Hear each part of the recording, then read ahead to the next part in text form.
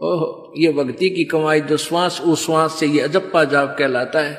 कहते इसका जाप करके तू अपना ये दहेज बना, यानी धन जोड़ ले जो आगे लेकर जाना है, दहेज जो अपने पति के घर लेके जाना है।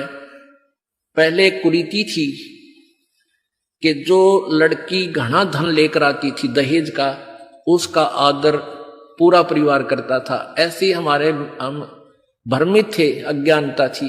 तो उसी दृष्टिकोण से ये कहा गया है कि जैसे अच्छा ज्यादा दहेज लाने वाली बहु पुत्र वधू अपने ससुराल में आदर सत्कार पाती है, ऐसे ही तू डट के भजन कर, घना दहेज बना ले। सत्य अजप्पा जाप का, अजप्पा जाप जप के अपना दहेज बना लिए, अनहद बाजा बाजन लागे फिर खुशी बना लिए। ओह, जैसे लड़की का पता लग गया कि आज ब्याह है, लड़की की का आज विवाह है। अब कई बच्चे बकाया करें, न्यू कहेंगे ए तेरी बारात आ गई, और फिर न्यू कहे कोई ना आई क्यों ना जीवरी है, यानी उसने खिजाया करते हैं। तो फिर वो लड़की सोच लेती है बांधन दे दे, भौंके जाएंगे। तो कहते हैं जब वो बाजा बाजन लाग जा तब सोच लिए बात लवा लाग ली कि आगी बरात। तो कहते हैं आप भक्ति जब करोगे तो आपको ऑटोमेटिकली आपके ये ऊपर के, यहां से ऊपर के हिस्से में बहुत सी आवाजें, कई प्रकार की आवाजें आने लग जाएंगी। इसमें जो हमें आवाज सुनती हैं ये प्राथमिक भक्ति की लक्षण है, अंतिम नहीं है। हाँ, ये भी सुननी चाहिए, सुनेंगी, आपको अवश्य सुनेंगी, ना चाहते हुए भी सुनेंगी।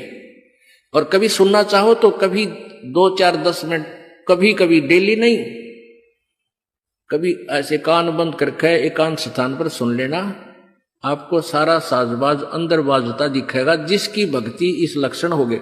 कुछ एक को वैसे भी सुनती हैं जिनके पूर्व जन्म की भक्तियां होती हैं और फिर धीरे धीरे उनकी बंद हो जाती हैं, आगे कुछ नहीं सुनती, चाहे वो किसी का नाम जाप ले रखा है। तो वो तो ऐसा सुनना, ये देखना तो ऐसा है जैसे आपने बैंक में कमाई करी की और बैंक में पैसे जमा करा दिए, और उस बैंक की कॉपी ने कभी देखना चाहो तो खोल कर देख लो। और ये दूसरे जो पंथ बताए हैं, ये साधना, इनकी नाम गलत हैं और कहते हैं ध्यान लगाओ, मेडिटेशन करो, कान बंद करके, आंख बंद करके, अंदर आवाज सुनो, शब्द सुनो। ये कोई फायदा नहीं। अब जैसे धंधा करता नहीं और बैंक में जब पूर्व जन्म की पहले की जो डिपॉजिट है 20-30 हजार, उसने रोज देखे जाने, कहा 20,000 है, और 20,000 में काम तो ना चले, फिर वो निकलवाने भी उसी में तो पड़ेंगे, वो एक दिन जीरो हो जाएंगे। वो तो जैसे आपको ये आभास होंगे किसी भी वस्तु का, जैसे हम हमारी आंखों, आपकी जो भक्ति करते हैं उनकी आंखों के सामने बहुत सी चीजें ऐसे चलती दिखाई देंगी। कभी तो ऐसा आभास होगा जैसे कोई मक्खी आ गई, कोई मच्छर जा रहा है, या कोई ऐसी कोई लाइन सी दिखाई देती है। तो ये आपकी भक्ति की कमाई है, प्रतिफल आपको दिख रहा है। और कई एकादा क्या करे हमारे भक्त, एक बहन भगत भाई आया ने बोला जी मैंने तो आंख दिखा ली, मेरी तो आंखों में डिफेक्ट हो गया। वहां क्या हो गया कि आगे मेरा काला काला दिखे जाए, नो देखूं जब भी दिखा, मन तक कई बार डर भी लग जाता है। और डॉक्टर का इसका ऑपरेशन करेंगे, रमा भले आदमी क्यों आंख पड़वावे, ये तेरी भक्ति की कमाई दिखाई दे रही है, तेरी जो बैंक में जमा कराए हैं वो कॉपी में दिखे तेरे को। ये तो भगवान आत्मा ने दिखेंगे बेटा, जिनकी कमाई शुरुआत हो चुकी है। जेता अंजन आंजिए चश्मों में दिखंत, नो बोला सचमुच में, कहा सचमुच है, फिर खुश हो गया, तेरा गजब भैया। तो ये जो सामने दिखाई देते, घबराना नहीं। बहुत से भ्रमित हो जाते हैं क्योंकि बार बार ये दास नहीं बता पाता आपको। तो प्रत्येक सत्संग में आओगे तो कभी ना कभी हर पहलू पर विचार विमर्श दिया जाता है। तो घबराना नहीं है। ये आपकी आंखों के सामने कोई वस्तु दिखाई देगी, वो आप ही बताओगे, दास बताओगा तो तुम झूठ भी बोल दोगे। तो वो आपकी जितनी कमाई है वो अपने आप बढ़ती जा रही है, उसका लेवल बता रहा है।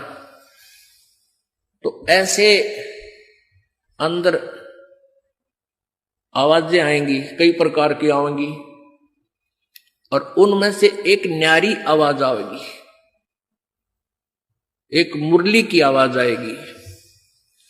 और वो मुरली, वो आवाज जो है जो इसमें पिंड में जो आएगी वो यहीं तक की है, ये महास्वर्ग तक की है। और जो वास्तविक धुन, वास्तविक जो आवाज है वो इस अंड और पिंड से पार है, वो सतलोक में है। वो वहां जाकर आपको वो बात बाहर सुनाई देगी। यानी इस शरीर से एक जब आत्मा भक्ति से परिपूर्ण हो जाती है तो इस शरीर से बाहर भी हो जाती है, तो उसको सुनने के लिए ऐसी सचिथी आ जाएगी अपने आप, जैसे आपका शरीर यहां बाहर खड़े हो गए, और फिर वो आवाज आपको उस सूक्ष्म शरीर के माध्यम से सीधा कनेक्शन उस सतलोक से हो जाता है। वो परले पार वाली मुरली आवाज, वो धुन, वो झनकार अलग से सुनाई देती है। फिर सेकंड के बाद आप उसी शरीर में होते, आपको पता भी नहीं कि मैं बाहर गया या अंदर ही था। वो बहुत बाद में जाके बहुत लेटेस्ट स्टेज पे ऐसा होगा, पर ऐसा हो या ना हो, आप जैसे दास बताओ, ये खुराक खाते रहो रोग कटेगा, ये साधना करते रहो। तो क्या बताया है, जाप अजप्पा जप के अपना दहेज बना लिए और ये अनहद बाजा बाजन लागे, फिर खुशी मना लिए। फिर मान लिए खान तेरी भक्ति चल पड़ी, निकट लागली बात आगे लेने, यानी बरात आगी। आवे बिरहा कबीर लेने, खुश होकर चालिए, और प्रेम की बारिश होने लागे, फिर मलमल नहा लिए। जैसे आपने कल सुना था, बिना प्रेम पावे नहीं चे करोड़ समाधि ला। होय होय। जैसे सूरज के आगे बदरा ऐसे कर्म छयारे, प्रेम की पवन करे चित मंजन झलके तेज नयारे। प्रेम की पवन, परमात्मा के प्रति इतना प्यार उमड़ उमड़ का आपके हृदय में रह के जरा सी बात मालिक की चले, आंखें भरे आऊं आपकी, कुछ दिन में ऐसी सचिथी आ जाएगी। तो ये प्रेम की पवन चलेगी। जैसे सूरज के आगे बादल होते हैं तो सूर्य का प्रकाश निष्क्रिय हो जाता है, और जब हवा तेज चलती है बादलों को इधर उधर फेंक देती है तो सूर्य का प्रकाश ज्यों का तो सामने चमक रहा होता है। ऐसे परमात्मा और अपने बीच में, आत्मा के बीच में पाप कर्मों का गरावा यानी बादल छाया हुआ है। इस प्रेम की यानी सब भक्ति जो क्रिया आपकी होंगी, दान करता आदमी को इतनी खुशी होती है उस दिन कोई ठिकाना नहीं। और 10 रुपए चोरी कर ले, आत्मा खुश नहीं हो सकती, चाहे 20 लाख चोरी कर ले। और 10 रुपए, 20 रुपए, 1000 रुपए, 2000 रुपए आप दान करने की चेष्टा करते हो, पहले उमंग भर लेती है, और दान करे पाछो तो न्यारी खुशी होती है। तो ये तो क्या बताते हैं, ऐसे जो सब क्रियाएं आपसे कराई जा रही हैं, इनका उद्देश्य है कि आप में इतनी विनम्रता, इतना प्योर हार्टेड हो जाओ आप कि मालिक के प्रति जरा सी भी चर्चा चला, आँखों में पानी आने लग जा, गदगद हो जा। कहते हैं प्रेम की पवन करे चित मंजन, फिर झलके तेज नयारे। तो यहां क्या बताया है कि प्रेम की बारिश होने लगे, फिर मलमल नहा लिए। यानी ये लक्षण बता रहे हैं, एक भक्त में रह रहकर ऐसे लक्षण आ जाएंगे। एक बुढ़ा आवे मेरे पास, नाम ले रखा उन्होंने साल भर से।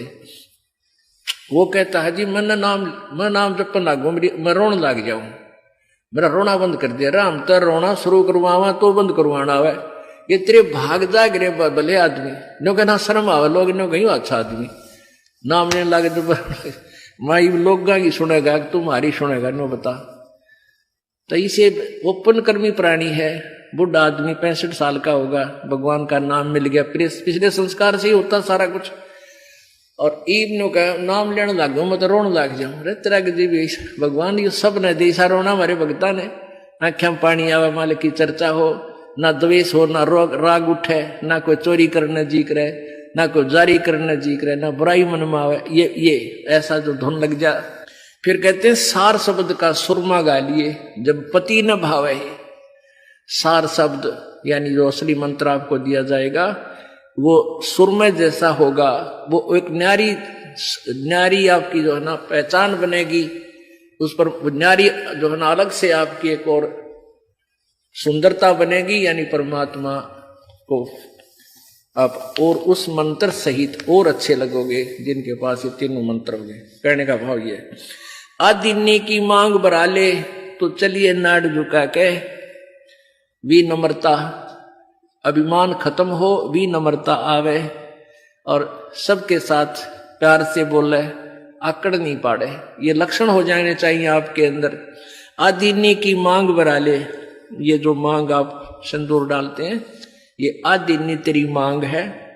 और चलिए नाड़ झुका के, यानी नम्रता से रहना, नाड़ झुका के चलना, नम्रता से पेश आना। और संत समागम बरात तेरी तन ले जावेगा ब्याह के। अब ये सत्संग रूपी बारात है, आत्मा को यहीं से सिंगारा जाता है, यहीं से इसको तैयार किया जाता है, ज्ञान सुनाया जाता है। तो ये परमात्मा, सत्संग में आने वाली आत्मा ही परमात्मा के पास जाएगी, यानी ये बरात वाले ही, बरात ही समझो उस मालिक की। संत समागम बरात तेरी तन ले जावेगा ब्याह के। सुरत नृत है डोली तेरी, सुरत और नृत ये आत्मा इनके साथ चलेगी। और बैठ सुन शिखर में जाकर, यानी सतलोक में जाकर बैठ जा। और मकर तार का खेल कांगना अलल ध्यान दचा के। अब कांगना खेलते हैं ना, जैसे यहाँ एक मोटा हवान जा, दूसरा मोटा बांध जा रहे नाला, और कई गांठ ला दे, फिर नो कहेंगे वो देवर खोल लगा इसने, कांगना खेल रहेंगे ना खुल जा, उबरण के फंड होया करना, लंबा चौड़ा सिस्टम। तो परमात्मा कहते हैं अब मकर तार का खेल कांगना, छूट ना जाते हैं, छूट गया वो हार जाएगा। तो उस मकर तार का ऊपर से जब आत्मा यहां से चलेगी, परमात्मा कई तरीके से इसको, कहीं किसी स्थान पर किस तरीके से आपने जाना है, तो आप कभी एक आध बार कभी ध्यान वैसे ही कुदरती लग जाता है, बैठ जाते हैं, कभी आंखें खुली है तो भी बंद हो जाती हैं।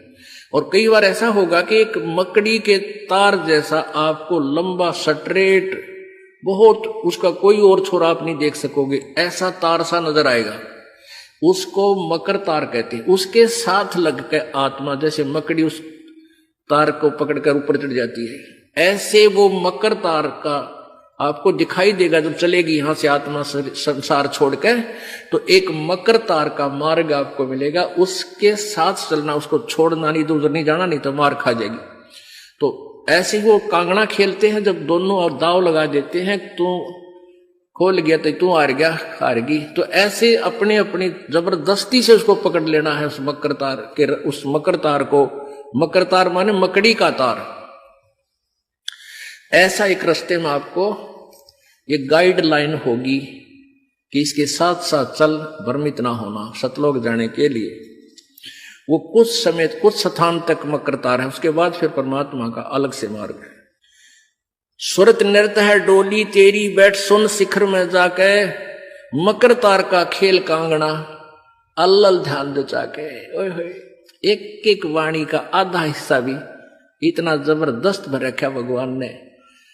तो अब आप यहां आए हो, अलल पक्षी की तरह ध्यान रहे। एक पल भी वो पक्षी का बच्चा अपने माता पिता को नहीं भूलता कि मैं यहां का नहीं हूं, मेरे तो ऊपर है माता पिता, और जब मैं यहां से जब जाने जोगा हो जाऊंगा, 1 मिनट में चल पड़ूंगा। तो आप उस अलल पक्षी के बच्चे की तरह यहां अब तैयार हो, अच्छी खुराक खाओ राम नाम की, और मजबूत हो जाओ, और चलते समय इस राम नाम की कमाई लेकर ऊपर चलेंगे। अब कहते हैं अलल ध्यान दचा के, वो पक्षी का बच्चा एक पल भी वो यहां रह ही नहीं सकता। उसको ये पता होता है, कॉमन सेंस होती है कुदरती, कि मेरे माता पिता वहां है, जिस दिन मैं यहां से जान योग्य हो जाऊंगा, एक पल नहीं रहूंगा यहां पर। तो ऐसे आपने ये हर दिन उस सतलोक में जाने का अलल पक्षी की तरह यू ध्यान लगा के वो जचा कर रखनी है, इसको भूल नहीं पड़ने देना। मकर तार का खेल कांगना अलल ध्यान जचा के, और बैठ विश्वास सेज बिछा के, जो शब्द छैल आवे है। अपने आत्मा कहे कबीर सुनो भी साधो, मैं तो हूं विश्वास में। जो क्रिया, जो साधना आपको बताई जाती है, वो साधना वो है जो सब सदग्रंथों में प्रमाणित है, और वो है जिन महापुरुषों ने परमात्मा पाया, उन्होंने भी यही क्रियाएं की। तो आप एक विश्वास रूपी सेज पे, जैसे दुल्हन होती है अपने पति के इंतजार में वो बैठ जाती है, तो ऐसे ही कहते तू अपना विश्वास रूपी सेज बिछा के इंतजार कर उस परम पिता के आने की। विश्वास तेरी सेज है, यानी तेरा विश्वास है तो मालिक आवेगा, और विश्वास नहीं है तू ही वहां से चला गया कि तो फिर पति कहां मिलेगा। कहने का भाव ये है कि डगमग नहीं होना है, अपना विश्वास दृढ़ रखना। जो बताया गया ये विधि और यही भक्ति आपको परमात्मा मिलाएगी। यानी शब्द छैल का अर्थ है वो अविनाशी परमात्मा, शब्द अर्थ अविनाशी को कहते हैं। अविनाशी परमेश्वर तेरा पति तुझे वहां लेने आएगा और इस प्रकार हम परमात्मा पाएंगे। बोलो सतगुरुदेव।